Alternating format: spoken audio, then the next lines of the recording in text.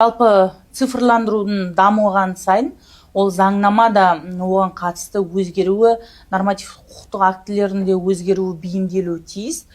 Себебі енді біз баяғы жаңағы қылмыстық кодекспен қазіргі жасалып жатқан қылмыстардың арасы аспан мен жердей.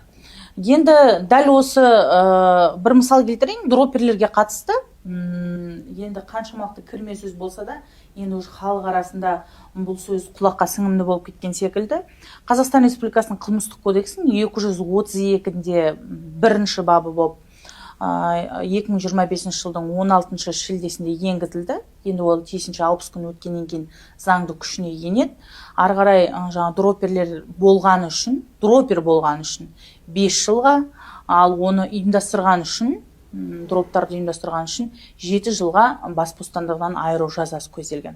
Одан бөлек осы дроптар Қазақстан Республикасының қылмыстық кодексінің 190 бабы, тиісінше дәл сол кодекстің 28 бабында, яғни алаяқтық бабында көзделген 10 жылға дейін бас бостандығынан айыру. Одан бөлек азаматтық кодекстің, Қазақстан Республикасының азаматтық кодексінің 953 бабында, яғни негізсіз баю деген бапта көзделген осы жауапкершіліктер.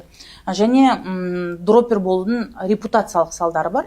Ол дегеніміз банктер несие бермеуі мүмкін, яғни банктерде қаржылық белгі қойылуы мүмкін, кей жағдайларда шетелге шыға алмай қалуда қауіптері бар. Енді қаржылық белгі қойылған үшін мүмкін жаңағы банк карточкасын немесе жаңағы сол банктен счетты аша алмай қалуы да мүмкін.